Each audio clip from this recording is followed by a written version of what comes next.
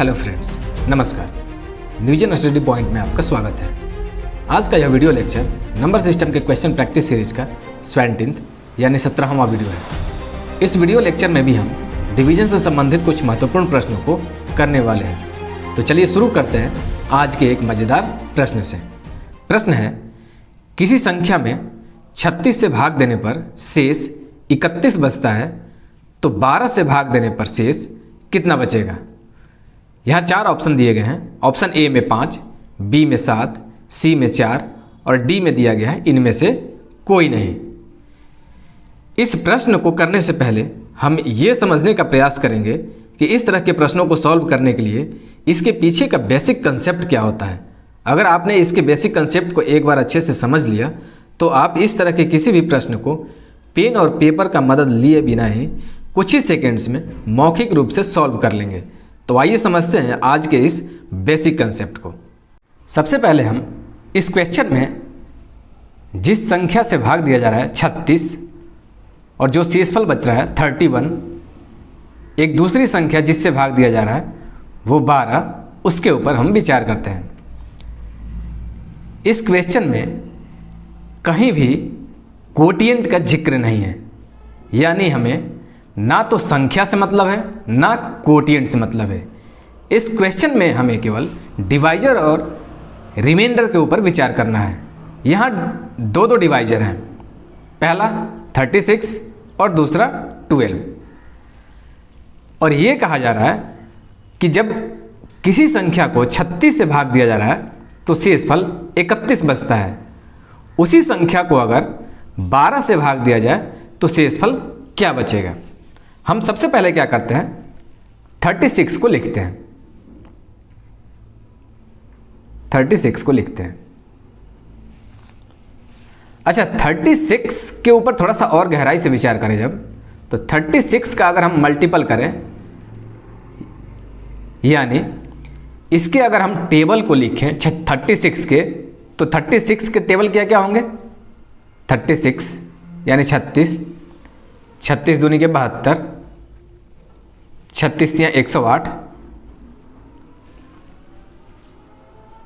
Dot dot dot, आप कितना हो भी टेबल ले सकते हैं।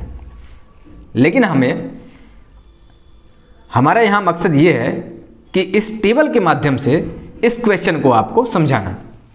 अब हम क्या करते हैं कि दूसरी जो डिवाइजर है 12 यानी 12, इसका हम टेबल लिखते हैं। जब हम इसका टेबल लिखेंगे यानी इसका मल्टीपल लिखेंगे तो ये होगा 12, 12 दूना का 24, 12 तिया का 36, 12 चौका 48, 12 पंजा 60, 12 छक्का 72, 12 सत्ते 84, 12 बटे 96, 12 नवा 78 से डॉट डॉट डॉट, आप कितना हो भी लिख लेंगे। लेकिन हमारा मेन मकसद यह है यहाँ आपको इस कंसेप्ट को समझाना। अब हम थोड़ा विचार करते हैं कि जिस संख्या को अगर 36 का अगर हमने लिया टेबल तो वो आया 36, 22, 108। वहीं अगर हमने 12 का टेबल लिया तो इसका टेबल आया 12, 24, 36, 48, 60, 72, 84, 96, 108। हम इन दोनों के टेबल में, इन दोनों के मल्टीपल में एक पैटर्न को देख रहे हैं। क्या देख रहे हैं, 36 इसमें भी कॉमन है, 36 इसमें भी कॉमन है, 22 इसमें भी कॉमन है, 22 इसमें भी कॉमन है। यानी अगर हम ये ध्यान दें कि 36 के कुछ टेबल 12 के टेबल में कॉमन है, जबकि 12 के सभी टेबल 36 में कॉमन नहीं है। जैसे कि आप देख सकते हैं कि ना तो 12 इसमें है, ना 24 है, उसी तरह से ना 48 इसमें है, इस टेबल में ना तो 60 है, ना 84 है, ना 96 है। यानी हम ये देख रहे हैं कि कुछ टेबल 36 के 12 में भी मौजूद हैं, और ये भी देख रहे हैं कि 36 12 से स्वयं डिविजिबल है कंप्लीटली, यानी 12 का अगर हम टेबल पढ़ें तो 3 टाइम्स में 36 होता है, 12 तियां 36। इस क्वेश्चन में अगर हमें यह देखना है कि 36 12 से स्वयं डिविजिबल है और 36 का जो भी टेबल होगा 36, 22, 108 डॉट डॉट डॉट वो सभी 12 से डिविजिबल होंगे। एक चीज आपने यहां सीख लिया कि 36 स्वयं 12 से डिविजिबल है, इसलिए 36 का कोई भी टेबल यानी 36, 22, 108 सभी 12 से डिविजिबल होंगे कंप्लीटली। अब दूसरी ओर देखते हैं, क्या 12 यानी 12 36 से डिविजिबल है? तो जवाब होगा नहीं। इसका मतलब यह हुआ कि 12 के सभी टेबल 36 से डिविजिबल नहीं होंगे। क्यों? क्योंकि 12 36 से डिविजिबल नहीं है, लेकिन इसके कुछ टेबल 36 से डिविजिबल होंगे, जैसे कि 36, 72, 108 ये सभी डिविजिबल होंगे।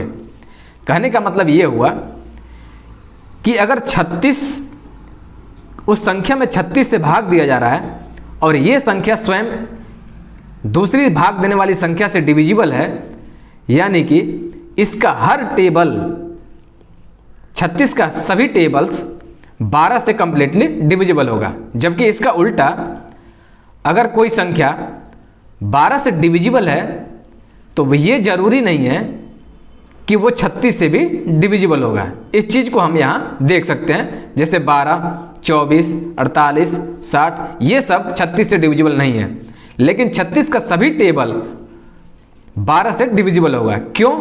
क्योंकि 36 12 से खुद कंप्लीटली डिविजिबल है, और जब इसका टेबल हम पढ़ेंगे तो वो सब भी 12 से डिविजिबल होगा।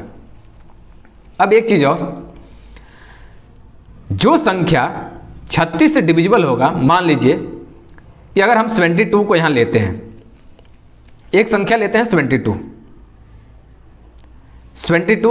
और हम इसमें 3 ऐड कर देते हैं, ये हो जाता है 75। अब हम देखते हैं कि 25 को अगर हम डिवाइड करें 36 से तो हमारा रिमाइंडर क्या बचेगा? आइए करके देखते हैं। अगर 36 से तो 36 दूना का 72, अगर ये माइनस करते हैं तो ये आएगा 3। अब हम क्या करें, ये अगर इसी 75 को अगर हम 12 से डिवाइड करें तब रिमाइंडर क्या आएगा? 12 छक्के 72, इसमें भी रिमाइंडर 3 आएगा। यानी हमने क्या देखा कि अगर कोई संख्या है और वो रिमाइंडर अगर 11 तक जाता है, जैसे कि अगर रिमाइंडर जिस संख्या में अगर 36 से भाग दिया जाए, अगर रिमाइंडर 1 बचे या 2 बचे या 3 बचे या 4 बचे, 5 बचे, 6 बचे, 7 बचे, 8 बचे, 9 बचे, 10 बचे, 11 बचे, यानी कि 11 तक के रिमाइंडर, यानी इस संख्या के डिवाइड होने से पहले तक का रिमाइंडर, ये दोनों में कॉमन बचेंगे। लेकिन जैसे ही रिमाइंडर, जो संख्या अगर 36 से डिविजिबल है और उसमें रिमाइंडर बचता है 1, 2, 3, 4, 6, 7, 8, 9, 10, 11, वहां तक रिमाइंडर 12 से भी भाग देने पे वही रिमाइंडर बचेगा। और लेकिन किसी संख्या में अगर 36 से भाग दिया जा रहा है और रिमाइंडर 12 बचता है तो वो संख्या क्या हो जाएगा? 12 से कंप्लीटली डिवाइड हो जाएगा। इस चीज को हम ऐसे समझ सकते हैं कि यहां एक संख्या है 72, इसमें भी संख्या है 72। सपोज दैट ये दोनों संख्याएं यानी 22, 36 और 12 दोनों से कंप्लीटली डिविजिबल है। लेकिन अगर हमने लिया कि इस संख्या को 3 बढ़ा करके लिया 75 और दोनों संख्याओं से जब भाग दिया तो इसका इन दोनों का रिमाइंडर आया 3 और 3। लेकिन जैसे ही हम 12 रिमाइंडर बचाएंगे 72 में अगर हम 12 ऐड करें तो क्या होता है 84। जब 84 करते हैं हम तो 84 को हम देखते हैं, 84 को 36 से डिवाइड करके, 36 से अगर हम डिवाइड करते हैं 84 को तो 36 दूना का 72, ये हो गया 2 1, यानी यहाँ पे रिमाइंडर बचा 12। जबकि हम 84 को अगर 12 से डिवाइड करें तो इसमें रिमाइंडर क्या आएगा, 7 टाइम्स में 84 होता है, 12 सत्ते 84, यहाँ रिमाइंडर 0 आया। यानी रिमाइंडर जैसे ही 36 किसी संख्या में 36 से भाग देने पर रिमाइंडर 12 आएगा, वो संख्या 12 से कंप्लीटली डिवाइड हो जाएगा। कहने का मतलब ये है कि अगर कोई संख्या 36 से डिवाइड हो रही है और वहां रिमाइंडर 1 से लेके 11 तक बच रहा है, तो उस संख्या में जब हम 12 से भी डिवाइड करेंगे तो वो रिमाइंडर 1 से लेके 11 तक बचेगा। वहीं अगर कोई संख्या जैसे ही किसी संख्या को 36 से डिवाइड करते हैं और वहां रिमाइंडर 12 बचता है, तो वो संख्या क्या होगा, 12 से कंप्लीटली डिवाइड हो जाएगा। लेकिन अगर रिमाइंडर किसी संख्या को 36 से भाग देने पे रिमाइंडर 12 से ऊपर बचता है, तब फिर क्या होगा, अगर सपोज दैट किसी संख्या में हमने 36 से भाग दिया और वहां रिमाइंडर 13 बचा, सपोज दैट इन केस अगर हम संख्या को ले लेते हैं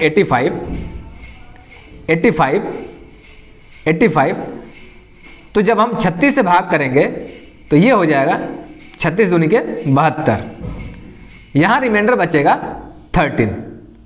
हमने क्या देखा, 36 से जब भाग दिया तो रिमाइंडर बचा 13। वहीं हम इसी संख्या को 85 को अगर हम 12 से भाग दें तो हमारा रिमाइंडर क्या बचेगा, 12 छंके 72, 12 सत्ते 84, यानी रिमाइंडर अब यहाँ पे 1 बचेगा। इसी संख्या को अगर हमने 12 से भाग दिया तो रिमाइंडर 1 बचा। यानी जैसे ही 36 का रिमाइंडर अगर 13 बचा तो हम इसमें से 12 को फिर से डिवाइड कर देंगे, यानी 1 टाइम्स में ये और बढ़ जाता है और रिमाइंडर बच जाता है 1। सेम यही प्रोसेस इस संख्या में चलता है, यहां पे चलता है। 36 12 से डिविजिबल है, कंप्लीटली डिविजिबल है, यानी कि 36 का कोई भी मल्टीपल जो संख्या 36 से कंप्लीटली डिवाइड होगा वो संख्या 12 से भी कंप्लीटली डिवाइड होगा। लेकिन इसका उल्टा कि जो संख्या 12 से डिवाइड होगा कंप्लीटली, वो जरूरी नहीं कि 36 से भी डिवाइड हो, क्योंकि हम इस चीज को इस टेबल के हिसाब से देख चुके हैं। क्यों? क्योंकि 12 का टेबल हमने जब पढ़ा तो 12 दूना का 24, 36 से ये डिवाइड है, लेकिन 36 से 48 डिवाइड नहीं है, 60 डिवाइड नहीं है, 72 फिर डिवाइड है। यानी कि अगर 36 12 से कंप्लीटली डिवाइड है तो इसका मतलब ये हुआ कि 36 का कोई भी टेबल 12 से कंप्लीटली डिवाइड होगा। लेकिन इसका उल्टा 12 का सभी टेबल 36 से डिवाइड नहीं होगा। लेकिन हम यहां भी यह समझ चुके हैं कि जैसे ही रिमाइंडर 12 से एबव जाता है फिर हम उसमें 12 को माइनस कर देते हैं। क्यों? क्योंकि वो एक एक्स्ट्रा टाइम में डिवाइड उसमें चला जाता है। तो इस तरह से जो रिमाइंडर बचता है उसमें से हम, जैसे हमने 36 से डिवाइड किया, रिमाइंडर 31 बच रहा है, तो हम 31 को 12 से डिवाइड करेंगे। तो जब 12 से डिवाइड करेंगे तो ये हो जाएगा, अगर हमने किया कि 31 को 12 से डिवाइड किया तो जाएगा 12 दूना का 24। अब बचा 7, तो यहां रिमाइंडर क्या बचा, 7। यानी जिस संख्या को 36 से भाग देने पर रिमाइंडर 31 बचता है, उसी संख्या को 12 से भाग देने पर रिमाइंडर क्या बचेगा, 7। इस पूरे प्रोसेस को हमने इस टेबल और ग्राफ के माध्यम से समझ लिया है। तो इसलिए हमारा जो आंसर होगा ऑप्शन बी 7। आइए देखते हैं अगले क्वेश्चन को। अगला क्वेश्चन है, किसी संख्या में 28 से भाग देने पर शेष यानी शेषफल रिमाइंडर 6 बचता है, तो उस संख्या में 14 से भाग देने पर शेषफल क्या बचेगा। ये क्वेश्चन भी पिछले क्वेश्चन की ही भांति है। बस यहां ध्यान देने वाली बात यह है कि पीछे भी हमने ये बताया कि 28 यहां भी 14 से कंप्लीटली डिविजिबल है, यानी कि जो संख्याएं 28 से डिवाइड होंगी वो संख्याएं 14 से भी डिवाइड होंगी। लेकिन यहां भी ये जरूरी नहीं है कि जो संख्याएं 14 से डिवाइड होंगी वो संख्याएं 28 से भी डिवाइड होंगी। इस पूरे कॉन्सेप्ट को हम पिछले क्वेश्चन में समझ चुके हैं। एक चीज पीछे हमने और चर्चा किया कि 28 से भाग देने पे शेषफल जब भी बचेगा, यानी 1 से लेके अब इस संख्या तक, इस संख्या के पहले तक, यानी जिस संख्या में अगर हम 28 से भाग दे रहे हैं, अगर रिमाइंडर मान के चलिए कि 1 से लेके 1 2 3 4 5 6 7 8 9 10 11 12 और 13, यानी 13 तक के रिमाइंडर सेम बचेंगे। कहने का मतलब यह हुआ कि अगर किसी संख्या में 28 से भाग देने पे रिमाइंडर 13 बचता है तो 14 से भी उस संख्या में भाग देने पे रिमाइंडर क्या बचेगा? 13 ही बचेगा। लेकिन जैसे ही रिमाइंडर 14 बचता है तो वो संख्या क्या हो जाती है? 14 से डिविजिबल हो जाती है। क्यों? क्योंकि 14 का अगला टेबल वो आ जाता है। जैसे हम इस टेबल को भी थोड़ा सा समझ सकते हैं। जैसे अगर हम 28 का टेबल पढ़ें तो ये होता है 28, 28 दूना का 56, 28 या 84। वहीं 14 का टेबल लें तो ये होता है 14, 14 दूने का 28, 14 या 42, 14 चौके 56, 14 पच्चे 70, 14 छक्के 84। ये हम टेबल देख सकते हैं। अच्छा, हमने एक चीज़ और कहा कि 28 स्वयं 14 से कंप्लीटली डिविजिबल है, यानी 28 का कोई भी टेबल अगर हम पढ़ें 28, 56, 84 वो सभी 14 से डिविजिबल होंगे, जबकि 14 28 से डिविजिबल नहीं है। लेकिन 14 के कुछ टेबल इसमें कॉमन मिलते चले जाएंगे, जैसे कि 28, 56, 84 ये सभी कॉमन मिलते चले जाएंगे। यानी जो टेबल 28 का कंप्लीटली 14 से डिविजिबल होगा, ये जरूरी नहीं कि 14 का भी टेबल, सारे टेबल 28 से कंप्लीटली डिविजिबल हो। लेकिन हम यहाँ एक केस देख सकते हैं कि अगर कोई संख्या हो, अगर उसमें 28 से भाग देने पे रिमाइंडर 1 बचता हो तो 14 से भी उस संख्या में अगर हम भाग दें तो रिमाइंडर क्या बचेगा? 1 बचेगा। इस पूरे प्रोसेस को हमने पीछे देख चुका है कि इस कंडीशन में 28 और 14 के कंडीशन में किसी संख्या में अगर 28 से भाग दिया जाए और अगर वहाँ रिमाइंडर 1 से लेके 13 तक बचता है तो दोनों से भाग करने पे उस संख्या में 28 से भाग करें या 14 से भाग करें, उन दोनों ही कंडीशन में रिमाइंडर क्या बचेगा? 13 ही बचेगा। लेकिन जैसे ही किसी उस संख्या में 28 से भाग देने पे रिमाइंडर 14 बचता है तो उस संख्या में 14 से भाग देने पे रिमाइंडर 0 बचेगा। क्यों? क्योंकि वो संख्या 14 के टेबल में शामिल हो जाता है। आइए हम इसे एक एग्जाम्पल से समझते हैं। सपोज दैट 29 को हमने एक संख्या को लिया 29, इसमें जब हम 28 से भाग देंगे तो 1 टाइम्स में 28 होता है। अगर इसे माइनस करें 29 माइनस 28 तो ये हो जाता है 1। इस तरह से हमने देखा यहाँ रिमाइंडर बचा 1। जबकि इसी संख्या को 29 को 14 से हमने जब भाग दिया तो ये हुआ 14 दूना का 28। 29 में से यहाँ 28 को जब हम माइनस कर रहे हैं तो यहाँ रिमाइंडर बच रहा है 1। यानी हमने ये देखा कि जहाँ रिमाइंडर 1 से लेके 30 तक इन दोनों के रिमाइंडर सेम बचेंगे। लेकिन जैसे ही 14 आएगा, किसी संख्या में रिमाइंडर 14 बचता है 28 से भाग देने पे, तो वो संख्या 14 से कंप्लीटली डिविजिबल हो जाएगा। जैसे कि अगर हम यहाँ पे ले एक संख्या कि 42, जो कि 14 का टेबल है 42, इस संख्या को अगर हम 28 से डिवाइड करें तो ये हो जाता है 1 टाइम्स में 28। अगर हम इसे 42 माइनस 28 करें तो यहाँ रिमाइंडर बचता है 12 में से 8 गया 4 और ये हुआ 3 में से 2 गया 1, यहाँ रिमाइंडर बचा 14।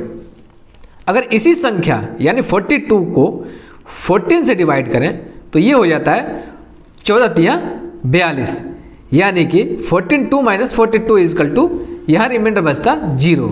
यानी जैसे ही रिमाइंडर 14 आता है वो संख्या 14 से कंप्लीटली डिविजिबल हो जाती है। लेकिन अगर रिमाइंडर इन केस यहाँ क्वेश्चन में पूछा जा रहा है कि किसी संख्या में 28 से भाग देने पर शेष 6 बचता है तो उस संख्या में 14 से भाग देने पर शेष क्या बचेगा।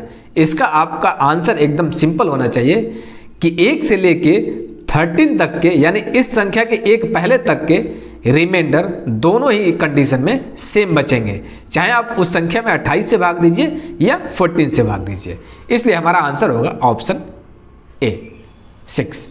आइए देखते हैं अगले क्वेश्चन को। अगला क्वेश्चन है किसी संख्या में 4 से भाग देने पर शेषफल 3 प्राप्त होता है तो उससे तिगुनी संख्या में 4 से भाग देने पर शेषफल क्या बचेगा। यहाँ पूछा जा रहा है कि कोई एक संख्या है उसमें 4 से भाग जब दिया जा रहा है तो शेषफल 3 प्राप्त हो रहा है। अगर उसी संख्या को 3 गुना कर दिया जाए और उसमें 4 से भाग दिया जाए तो शेषफल क्या बचेगा। ये क्वेश्चन बहुत ही सिंपल और आसान है। अगर आप देखें अगर कोई संख्या है उसमें 4 से जब भाग दिया जा रहा है तो शेषफल 3 बच रहा है। जाहिर सी बात है अगर वो संख्या 3 गुनी हो जाए तो शेषफल क्या होगा, शेषफल भी 3 गुना होगा। यानी कि 3 जो शेषफल बच रहा है इसका 3 गुना होता है 9। लेकिन हमें यह पता होना चाहिए कि वो किसी संख्या में अगर हम 4 से भाग दे रहे हैं तो शेषफल कौन कौन बच सकते हैं। शेषफल क्या क्या बच सकता है 1 2 3, यानी शेषफल क्या क्या बच सकता है 0 1 2 और 3। ये 4 नंबर से शेषफल के रूप में बच सकते हैं। क्यों, क्योंकि जैसे ही वो चौथा नंबर पे आएगा जब शेषफल 4 बचने वाला होगा वो संख्या कंप्लीटली 4 से डिवाइड हो जाएगा। इस तरह से अगर हम मौखिक रूप से देखें कि अगर इस 3 को हम 3 गुना कर दें तो ये होता है 9, 3 3 जा 9, और इस 9 में अगर 4 से डिवाइड करें तो 9 डिवाइडेड बाई 4 तो रिमाइंडर क्या बचेगा 1। क्यों, क्योंकि 4 2 जा 8 होता है, 4 दूना का 8, 9 में से 8 को माइनस करेंगे तो हमारा रिमाइंडर बचता है 1। हम इसे मौखिक रूप से सॉल्व कर सकते हैं। लेकिन आइए हम इसे एक प्रैक्टिकल उदाहरण के माध्यम से समझते हैं, क्योंकि इसे एक बार समझना नंबर के माध्यम से समझना जरूरी है। सपोज दैट यहाँ कहा जा रहा है कि संख्या कोई भी हो उससे हमारा कोई लेना देना नहीं है। हम कोई भी संख्या ले सकते हैं जो 4 से भाग देने पर शेषफल 3 प्राप्त होता हो। सपोज दैट कोई एक संख्या है, अगर हम लेते हैं 15, अगर हम इसमें 4 से भाग दें तो ये हो जाता है 3 टाइम्स में 12। रिमाइंडर यहाँ क्या बचेगा, 15 में से 12 जब माइनस करेंगे तो यहाँ रिमाइंडर बचा 3। अब थोड़ा विचार करिए, कहा जा रहा है कि कोई संख्या है, हमने ले लिया एक संख्या 15 और इसमें 4 से जब भाग किया जा रहा है तो शेषफल प्राप्त हो रहा है 3, यहाँ रिमाइंडर 3 बच गया। फिर कहा जा रहा है क्वेश्चन में कि इस संख्या को 3 गुना कर दिया जाए, अगर इस 15 को 3 गुना कर दिया जाए यानी 15 गुना 3, 15 तिया 45 कर दिया जाए तो इस संख्या में 4 से भाग देने पर शेषफल क्या बचेगा। आइए देखते हैं करके। 4 एकम 4, शून्य बचा, ऊपर से उतरा 5, 1 टाइम्स में जाएगा 4, अब रिमाइंडर बचा 1। हमने क्या देखा कि इसी संख्या में 4 से जब हमने डिवाइड किया रिमाइंडर 3 बचा, और जब इस संख्या को 3 गुना कर दिया यानी 15 तिया 45 कर दिया और इसमें जब हमने 4 से डिवाइड किया तो यहाँ रिमाइंडर क्या बचा 1 बचा। इस पूरे कंसेप्ट को अगर हम समझें तो जैसे ही शेषफल, इस तरह के क्वेश्चन में हम क्या करते हैं कि हम ये देख रहे हैं कि संख्या तो यहाँ दिया नहीं जा रहा है, संख्या अब कुछ भी हो, संख्या से हमारा कोई लेना देना नहीं है, बस हमें ध्यान देना है कि इस रिमाइंडर के ऊपर और यहाँ जो दो भाग देने वाली संख्या है इसके ऊपर कि संख्या वही है, संख्या को जब 3 गुना किया जाएगा तो शेषफल भी 3 गुना होगा। यानी कि किसी संख्या में अगर 4 से भाग दिया जा रहा है तो शेषफल 3 प्राप्त हो रहा है, तो संख्या 3 गुनी जब कर दी जाएगी तो वहाँ शेषफल क्या बचेगा, वहाँ शेषफल भी 3 गुना हो जाएगा, यानी 3 3 जा 9 बच जाएगा। लेकिन हमें ये पता है कि किसी संख्या में 4 से भाग देने पे रिमाइंडर 9 कभी नहीं बच सकता। क्यों? क्योंकि 9 किस कंडीशन में बच सकता है? क्योंकि अगर संख्या कोई भी हो और वो 4 से डिवाइड जब हम करते हैं तो 4 रिमाइंडर बचने की ही संभावना है। पहला 0 बच सकता है जो कि 4 से कंप्लीटली डिविजिबल होगा, रिमाइंडर 1 बच सकता है, रिमाइंडर 2 बच सकता है, 3 बच सकता है, 4 नहीं बच सकता। क्यों? क्योंकि जैसे ही रिमाइंडर 4 बचता है वो 4 से कंप्लीटली डिविजिबल हो जाता है। जैसे अगर संख्या 12 है, 4 से हम डिवाइड कर रहे हैं 3 टाइम्स में, ये 12 है तो ये 3 टाइम्स में कंप्लीटली डिवाइड हो जाता है और यहाँ रिमाइंडर बचता है 0। लेकिन अगर हम इस 12 में 4 को ऐड करें 4 को तो ये हो जाता है 16, जो फिर से 4 से कंप्लीटली डिवाइड हो जाता है 4 टाइम्स में। यानी हर 4 इसमें से वो 4 से कंप्लीटली डिवाइड हो जाएगा। यानी इस 9 में एक 4 निकाल देंगे, 2 4 निकाल देंगे और जो बचेगा वही रिमाइंडर इस क्वेश्चन का आंसर होगा। इस तरह से हमारा आंसर हुआ ऑप्शन A1। आइए अब अगले क्वेश्चन को देखते हैं। क्वेश्चन है किसी संख्या n में 6 से भाग देने पर शेषफल 3 बचता है तो 2n में 6 से भाग देने पर शेषफल क्या बचेगा। यहां कहा जा रहा है कि कोई एक संख्या n है, अगर इस संख्या n में 6 से भाग दिया जा रहा है तो रिमाइंडर यहां पे 3 बच रहा है।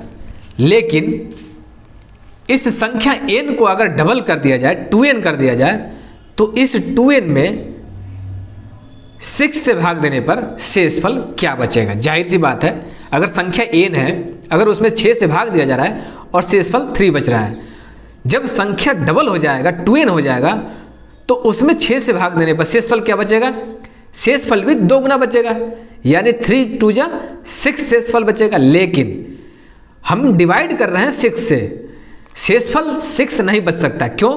क्योंकि जैसे ही शेषफल 6 बचेगा वो 6 से कंप्लीटली डिवाइड हो जाएगा। आइए हम इसे समझते हैं। हमारा आंसर तो यहाँ पे निकल कर आ गया ऑप्शन डी 0, लेकिन हम थोड़ा सा इसे समझ लेते हैं। सपोज दैट कोई एक n संख्या है जो 6 से भाग देने पे शेषफल 3 बचता हो। हम वही फिर से संख्या लेते हैं, यानी 6 दूनी के 12 और 3 15। कोई एक ऐसी संख्या लेते हैं जिसमें 6 से भाग देने पे शेषफल 3 बचता है, यानी 15 लेते हैं, 6 से भाग करते हैं, 6 दूना का 12 बचा 3, 15 में से 12 गया 3। अब हमने ये देखा कि 15 में जब हम 6 से भाग कर रहे हैं 2 टाइम्स में 12 हो रहा है और 15 में से 12 को माइनस करने के बाद हमारा रिमाइंडर यहाँ बच रहा है 3। क्वेश्चन के हिसाब से अगर कहा जा रहा है कि इसी संख्या को यानी 15 को अगर 2n कर दिया जाए, डबल कर दिया जाए, यानी 13 कर दिया, 30 कर दिया जाए, तो इसमें 6 से भाग देने पे क्या होगा। जाहिर सी बात है, अगर इस संख्या का हम डबल कर दें तो ये यहाँ क्या हो जाएगा 30, और 30 को हम जब 6 से डिवाइड करते हैं तो 6 पंजे 30 होता है और यहाँ रिमाइंडर क्या बचता है 0। हमने देख लिया कि जैसे ही यहाँ शेषफल 3 बच रहा था तो संख्या के डबल होने पे शेषफल 6 बचेगा। लेकिन हमें ये पता है कि भाग तो हम 6 से ही दे रहे हैं, तो वो 6 रिमाइंडर ना होके वो संख्या 6 से कंप्लीटली डिवाइड हो जाएगा और रिमाइंडर हो जाएगा 0। इस तरह से जो हमारा आंसर होगा ऑप्शन डी 0। आइए अब देखते हैं अगले क्वेश्चन को। अगला क्वेश्चन दिया गया है किसी संख्या a में 8 से भाग देने पर शेषफल 1 बचता है तो संख्या 4a में 8 से भाग देने पर शेषफल क्या बचेगा। यहां क्वेश्चन में कहा जा रहा है कि कोई एक संख्या a है, अगर उसमें 8 से भाग दिया जा रहा है तो शेषफल क्या बच रहा है 1 बच रहा है। अगर इसी संख्या को 4 गुना कर दिया जाए यानी 4a कर दिया जाए तो उस संख्या में 8 से भाग देने पर शेषफल यानी रिमाइंडर क्या बचेगा। जाहिर सी बात है कि अगर संख्या a है, 8 से हम भाग दे रहे हैं तो शेषफल 1 बच रहा है। अगर संख्या 2 गुना हो गई तो रिमाइंडर क्या बचेगा, 2 बचेगा। 3 गुना हो गई, रिमाइंडर 3 बचेगा। 4 गुना, रिमाइंडर 4 बचेगा। यानी संख्या यहाँ 4a हो गई, उस संख्या में 8 से भाग देने पर रिमाइंडर क्या बचेगा, 4 बचेगा। हम मौखिक रूप से इस क्वेश्चन को सॉल्व कर सकते हैं। ऑप्शन बी हमारा आंसर हो जाएगा 4। लेकिन हम थोड़ा यहाँ पे समझते हैं कि अगर संख्या है इससे 4 गुना हो गई तो रिमाइंडर क्या बचेगा, शेषफल भी 4 गुना हो जाएगा, 4 बचेगा। अगर संख्या 5 गुना हो गई यहाँ पे तो शेषफल भी क्या बचेगा, 5 गुना बचेगा यानी 5 बचेगा। 6 गुना हो गई तो शेषफल 6 बचेगा। 7 गुना हो गई तो शेषफल 7 बचेगा। लेकिन अगर इस संख्या को 8 गुना कर दिया जाए तब रिमाइंडर क्या बचेगा, क्या रिमाइंडर 8 गुना बचेगा, 8 बचेगा? नहीं। क्यों? क्योंकि वो संख्या फिर 8 से कंप्लीटली डिवाइड हो जाएगा। इस तरह से अगर इस संख्या का 8 गुना किया जाए तो वो संख्या कंप्लीटली 8 से डिवाइड हो जाएगा। हम इसे एक एग्जाम्पल से भी समझ सकते हैं। जैसे अगर कोई संख्या है 8, हम सबसे छोटी संख्या लेते हैं, आसानी हो थोड़ा सा। 8 को हमने 8 से डिवाइड किया, 1 टाइम्स में 8 गया, रिमाइंडर 0 बचा। संख्या का हमने रिमाइंडर क्या बचा, 9 लेते हैं, 9 लेते हैं। रिमाइंडर क्या बचा, 9 में 8 से जब हम डिवाइड करते हैं तो 1 टाइम्स में 8 गया और रिमाइंडर यहाँ पे बचा 1। अब हम क्या करते हैं, इस 9 का 2 गुना करते हैं, 18 करते हैं, तब रिमाइंडर क्या बचेगा, रिमाइंडर यहाँ पे 2 बचेगा। हम बिना बताए यहाँ पे आपको बता रहे हैं। 8 से जब हमने डिवाइड किया, 8 गुना का 16, 18 में से 16 गया 2, यहाँ रिमाइंडर क्या बचा, 2। इसी तरह से जैसे जैसे हम आगे बढ़ते जाएंगे, 9 का 7 गुना जब हम करेंगे, 9 7 63, 63 में हम देखते हैं भाग करके किससे, 8 से, तो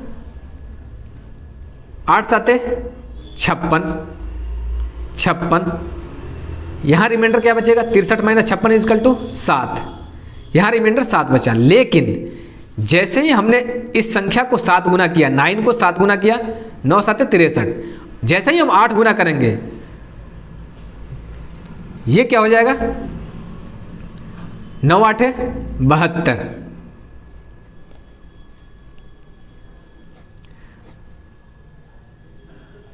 बहत्तर को हम 8 से अगर हम डिवाइड करें, हमने 9 का 8 गुना किया, 72।